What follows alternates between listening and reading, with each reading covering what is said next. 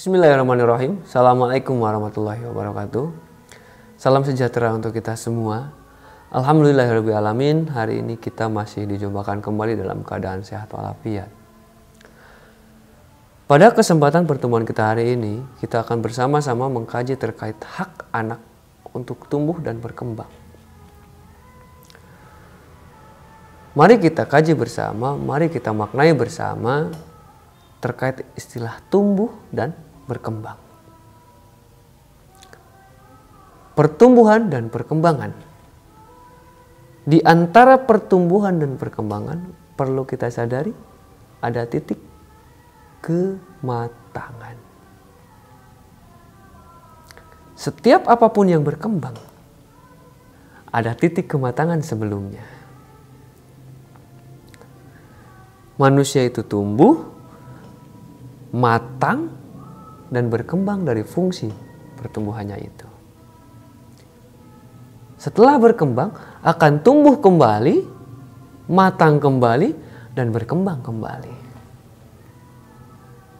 Perlu kita sadari bersama akan konteks maturation, kematangan. Kemudian kita kaji dalam hak untuk tumbuh dan berkembang. Tumbuh berhak untuk sampai matang. Ketika matang, anak berhak untuk berkembang secara layak dari fungsi segala pertumbuhan dalam dirinya.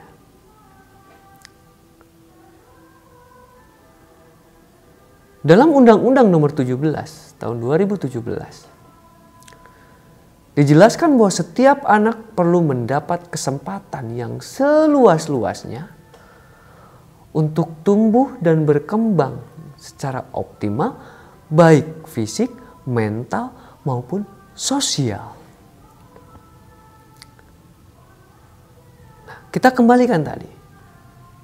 Tumbuh, kita beri contoh pada fisik. Tangan dari awalnya kecil, tumbuhlah menjadi besar. Ketika dalam posisi usia, kita batasi usia lahir 1 tahun sampai 2 tahun. Telapak tangannya membesar. Matanglah di usia 2 tahun. Setelah 2 tahun, fungsi apa yang harus dicapai oleh besarnya tangan anak-anak di usia 2 tahun?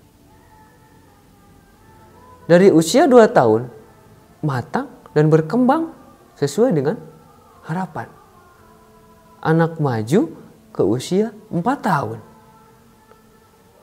Telapak tangan anak bertambah besar kembali, tumbuh kembali. Usia 4 tahun matang. Fungsinya berkembang sesuai dengan kelayakan usia 4 tahun seperti apa fungsi tangan dan jari jemari anak itu. Sampai berikutnya terus-menerus itu dilakukan dan terjadi dalam siklus yang berputar. Sampai kapan? Sampai penghujung usia kita. Itu akan tetap terjadi pertumbuhan, kematangan, dan perkembangan. Ada yang berbicara, gigi misalnya. Sekian tahun berhenti, tidak akan tumbuh lagi. Memang seperti itu. Tapi kematangan pada gusi yang tadinya tidak bisa digunakan untuk mengunyah sesuatu menjadi kuat. Digunakan untuk mengunyah tanpa gigi. Meskipun dalam keterbatasan, tidak seperti ada gigi. Bisa kita bayangkan, gusi digunakan untuk mengunyah. Seperti apa kekuatannya? Namun ketika masih ada gigi, maka gusi itu tidak ada kekuatan apapun untuk mengunyah karena ada gigi. Setelah tidak ada gigi, maka gusi tersebut pun tumbuh matang dan berkembang fungsinya menjadi bisa digunakan.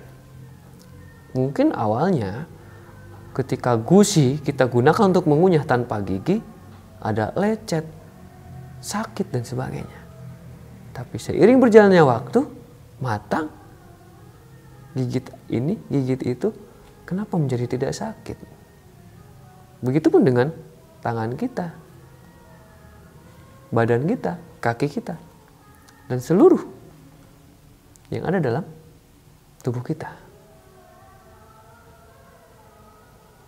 Batasan anak dari mulai dalam kandungan sampai usia 18 tahun. Saat ini kita berbicara tentang hak anak. Anak berhak atas itu. Dan siapa yang bertanggung jawab? Kita sebagai manusia dewasa. Yang mengerti, yang paham akan masa depan dan kebahagiaan anak-anak kita. Karena bagi orang-orang yang tidak paham dan tidak mengerti, mereka tidak punya kewajiban sama sekali. Yang punya kewajiban adalah mereka yang tahu, yang paham akan apa yang harus mereka lakukan untuk masa depan anak-anak kita. Mari kita definisikan sendiri.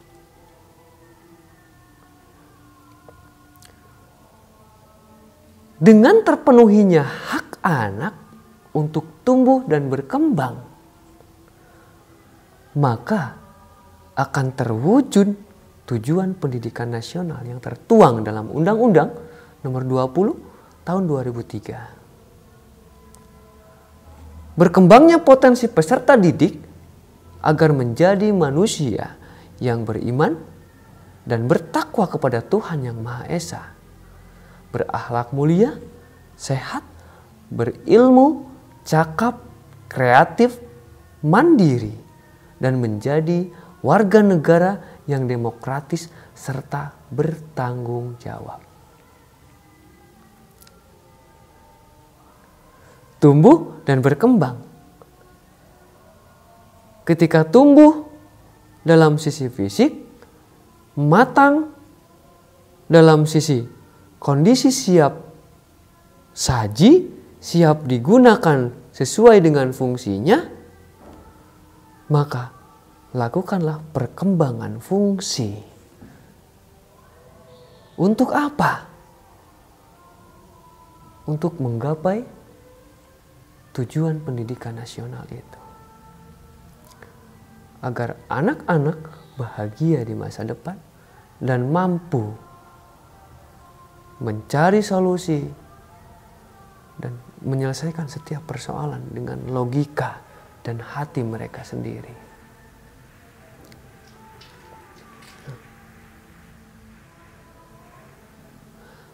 Terdapat dua aspek dalam pemenuhan hak pada diri anak untuk tumbuh dan berkembang. Yang pertama, terpenuhinya kesejahteraan spiritual atau rohaniah anak. Psikis, kejiwaan. Ketika dalam konteks itu kita nyatakan kesejahteraan spiritual dan rohaniah. Yang sejahtera itu seperti apa? Tidak ada batas sejahtera dalam konteks apapun, hanya satu yang menjadi kunci. Apa itu? Ikhlas dan syukur dalam hidup setiap manusia. Ketika konteks dan konsep itu sudah tertanam dalam diri manusia, maka setiap hak apapun yang dicapai oleh kita dari hasil usaha kita, maka kita akan yakin bahwa Tuhan tidak akan pernah mengecewakan harapan manusia.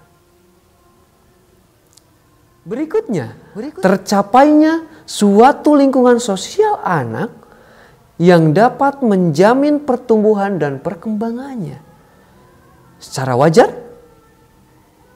baik dalam konteks jasmani maupun rohani. tadi dalam konteks terpenuhinya kesejahteraan, saat ini terciptanya suatu lingkungan sosial anak. Tadi fasilitas diri dalam sisi intra, dalam diri anak sendiri. Yang kedua, dalam konteks inter, lingkungan sosial di luar diri anak itu sendiri.